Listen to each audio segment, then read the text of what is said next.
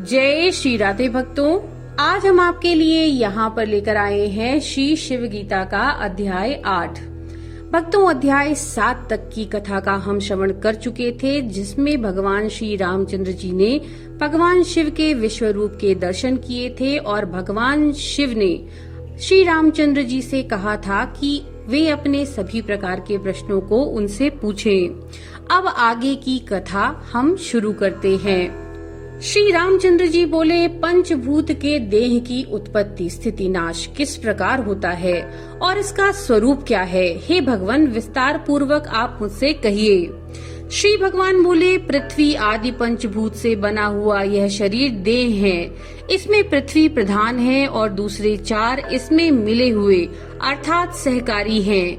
जरायुज, अंडज, स्वेदज और उद्दज, ये 5 भौतिक देह के 4 भेद हैं और मानसिक उत्पत्ति जो कहती है वह 5वीं है, उसे देव सर्ग कहते हैं। उन 4 में जरायुज प्रधान है, सो प्रथम उसी का वर्णन करते हैं। स्त्री के रज, पुरुष के बीज से जरायुज की उत्पत्ति होती है।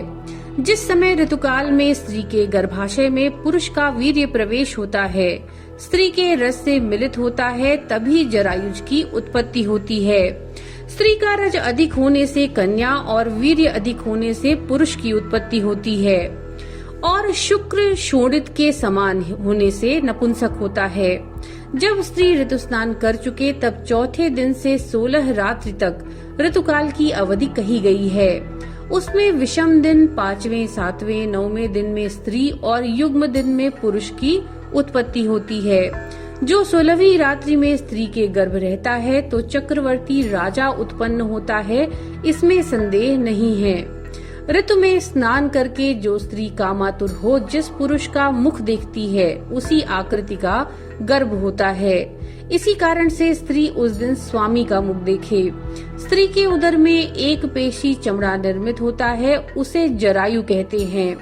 जिस कारण से शुक्र और शोणित का योग उसी गर्भ में होता है, इसी कारण से उसे जरायुज कहते हैं। सर्प और पक्षी आदि अंडज कहलाते हैं, मशक आदि स्वेदज कहलाते हैं, वृक्ष गुल्मादि उद्दिज कहलाते हैं और देवर्षि आदि मानसिक कहते हैं। अपने पूर्व जन्म के कर्मवश ये प्राणी स्त्री के गर्भाशय में प्राप्त होकर के शुक्र शोणित के मिलने से प्रथम मास में शिथिल रहता है। कुछ दिनों में उसकी बुदबुद की आकृति होने लगती है, कुछ दिनों में जेरसी होती है। इसी कारण उसमें दही के समान कुछ गाढ़ापन आ जाता है। फिर कुछ दिन में उसकी पेशी अर्थात मांसपिंड बनती है। इस प्रकार शुक्र शोणित संयोग होते हुए 1 मास हो जाता है। दूसरे मास में मांसपिंड बनता है। तृतीय मास में सिर, हाथ आदि उत्पन्न होते हैं। जीव का आशय लिंग देह चौथे मास में उत्पन्न होते हैं। तब तक गर्भ माता के उदर में चलायमान होने लगता है। पुत्र दक्षिण पार्श्व और कन्या वाम पार्श्व में स्थित होती है। नपुंसक उदर के मध्य भाग में स्थित होता है। इस कारण दक्षिण पार्श्व में जन्म लेने के अनंतर होने वाला श्मश्रु तथा दंतादि को छोड़कर सब अंग प्रत्यंग के भाग एक साथ चौथे मास में हो जाते हैं। पुरुषों के गंभीरता स्थिरादि धर्म और स्त्रियों की चंचलादि धर्म चौथे मास में उत्पन्न हो जाते हैं, जो सूक्ष्म रूप से रहते हैं, तथा नपुंसक गर्भ के स्त्री पुरुषों के मिले हुए धर्म गर्भ में उत्पन्न होते हैं और माता के हृदय में सन्निकट ही इसका हृदय होकर जिस वस्तु की माता इच्छा करती है, उसी वस्तु की ये इच्छा करते हैं। इसी कारण से गर्भ की वृद्धि के निमित्त माता की इच्छा पूर्ण करनी चाहिए और इसी कारण से गर्भवती स्त्री को 2 हृदय वाली कहते हैं और उसकी इच्छा पूर्ण न होने से गर्भ में निर्बलता, बुद्धिहीनता, विसंगता आदि दोष हो जाते हैं। माता का जिन विषयों में चित्त होता है, उन विषयों में ही आर्त वह पुरुष होता है। इसलिए गर्भिणी की इच्छा पूर्ण करें। 5वें महीने से चित्त बढ़ता है और मांस और रक्त की पुष्टि होती है। 6ठे महीने में अस्थि, स्नायु और नख, मस्तक के केश और शरीर के लोभ प्रकट होते हैं।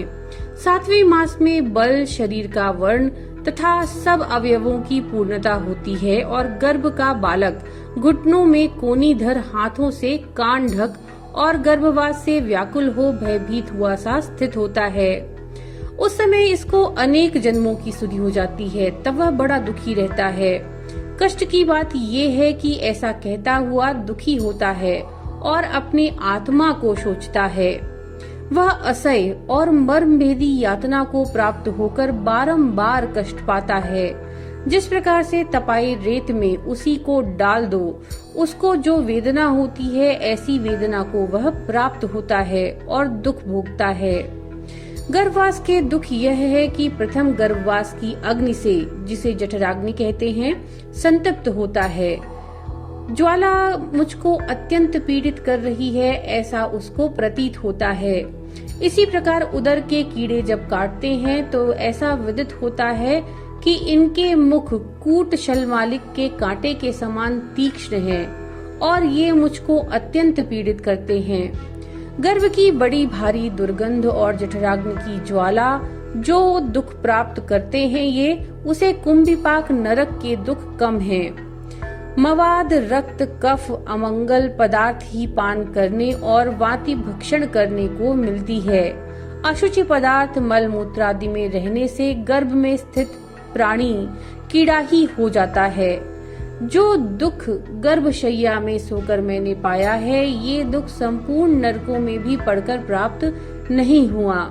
इस प्रकार से पूर्व काल में प्राप्त हुए अनेक प्रकार की यातनाओं को स्मरण करता हुआ मुक्त होने का उपाय सोचता रहता है, अभ्यास करता रहता है।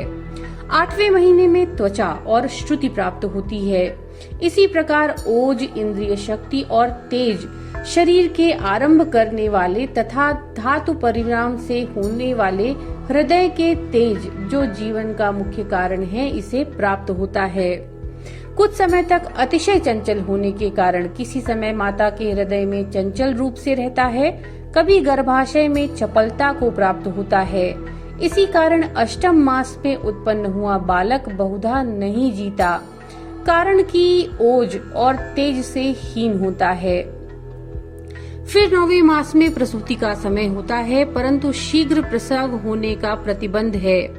जो कुछ गर्भ के प्रारब्ध कर्म हुए तो उसे और कुछ काल तक गर्भ में रहना पड़ता है। माता की एक रक्तवाहिनी नाड़ी नाभि चक्र की एक नाड़ी से मिली हुई है, उसी के द्वारा माता का भक्षण किया हुआ अन्न गर्भ में पहुंचता है। इस प्रकार माता के आहार से पुष्टि को प्राप्त हो, ये गर्भ उसी के द्वारा जीवित रहता है। योनि चक्र में इसके संपूर्ण अंग अस्थियों से पिचकर व्यथित होते हैं, तब यह प्रथम कुक्ष से निकलकर योनि बाहर आता है।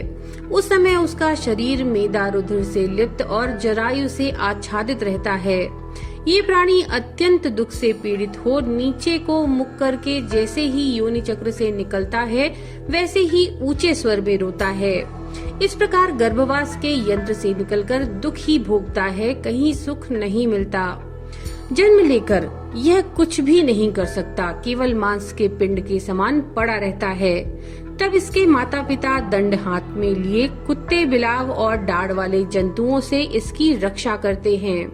उस समय यह ज्ञान शून्य ही पिता की ही समान राक्षसों को भी जानता है।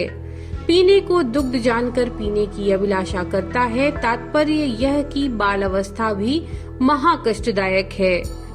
जब तक सुषुम्ना नाड़ी कफ से आच्छादित रहती है, तब तक स्फुट अक्षर और वचन बोलने को ये समर्थ नहीं होता। इसी कारण से यह गर्भ में भी नहीं रो सकता।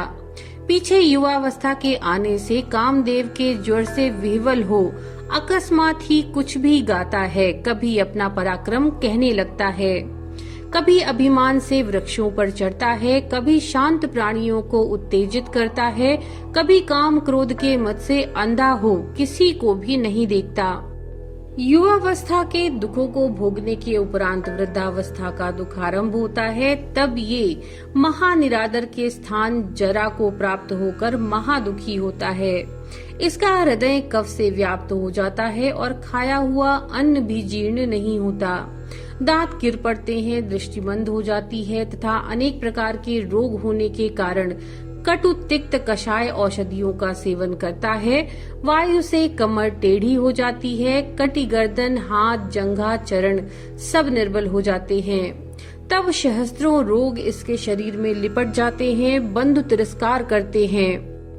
तब यह पवित्रता रहित ही मल को व्याप्त शरीर होने के कारण नख शिख पर्यंत सब शरीर से संतप्त होता है, तथापि ईश्वर का ध्यान नहीं करता और शय्या, श्रेष्ठ भोजन आदि दुर्लभ भोगों का ध्यान करता हुआ स्थित होता है।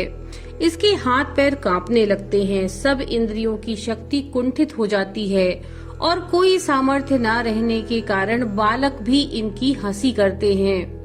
फिर इसके आगे मरण काल के दुख का तो कोई दृष्टांत ही नहीं है। दरिद्रादि पीड़ा, रोगादि पीड़ा कितनी भी प्राप्त हो, उसको कुछ न गिनकर एक मरण के भय से सब ही भयभीत हो जाते हैं। बंधुओं से घिरे हुए प्राणी को मृत्यु लेकर जाती है, जिस प्रकार समुद्र में प्राप्त हुए सर्प को गरुण ले जाता है।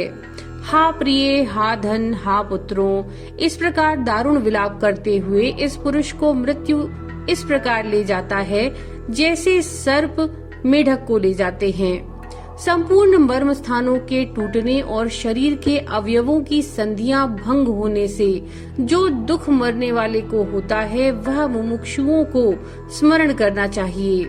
इसके स्मरण करने से संसार से वैराग्य होकर आवागमन से छूटने के निमित्त नारायण के चरणों में ध्यान लगेगा। यमदूतों की दृष्टि आकर्षण करने और चेतना लुप्त हो जाने से काल पाश में बंधे का कोई रक्षक नहीं होता। तब यह अज्ञान से युक्त हो महत चित्त में प्रवेश होने से नहीं बोलता, और जब भार्या पुत्रादि जाति के लोग पुकारते हैं तो उत्तर न देकर दीन नेत्रों से देखने लगता है। तब इस जीव को लोह निर्मित काल पाश से यमदूत खींचते हैं। एक ओर से बंधुओं का स्नेह खींचता है, तब यह कुछ नहीं कर सकता, तटस्थ रूप से देखता है। हिचकी बढ़ने और श्वास रुकने तथा तालु के सूखने से उस मृत्यु के पकड़े हुए का कोई आश्रय नहीं होता। संसार रूपी चक्र में आरूढ़ हुए यमदूतों से घिरा काल फांसी में बंधा महादुखी हो मैं कहाँ जाऊं, इस प्रकार वह जीव विचार करता है। क्या करूं, कहाँ जाऊं, क्या ग्रहण करूं, क्या त्याग दूं, इस प्रकार चिंतन करता कर्तव्यता से मूढ़ हो शीघ्र ही प्राणों को त्यागता है। मार्ग में यमदूतों द्वारा घसीटा हुआ यातना की देह में प्राप्त होकर यहाँ से जाकर जिन जिन यम यातनाओं का दुख भोगता है, उनके कहने में कौन समर्थ है। जिस शरीर को केसर, कस्तूरी, चंदन, कपूर आदि लगाकर सदा भूषित किया था, जिसे अनेक गहनों से शोभित और वस्त्रों से आच्छादित किया था, वह शरीर प्राणवायु के निर्गत होते ही छूने के और देखने के अयोग्य हो जाता है। फिर कोई इसको क्षण मात्र भी रखना नहीं चाहता, घर से निकालने लगते हैं। तब ये शरीर काष्ठ से जलाकर क्षण मात्र में भस्म कर दिया जाता है, अथवा श्रृंगाल, गिद्ध, कुत्ते, कौवे इसको खा जाते हैं। फिर ये करोड़ों जन्म तक कभी दृष्टिगोचर नहीं होता। जादूगर के समान उत्पन्न इस जगत में मेरी माता, मेरे पिता, मेरे गुरुजन, मेरे स्वजन, ऐसी कौन प्रतिज्ञा करता है। जीव केवल कर्मों को ही लेकर परलोक को जाता है। जिस मार्ग में पथिकों के विश्राम के लिए छाया का कोई वृक्ष आ जाता है, ऐसा ही ये मृत्युलोक है।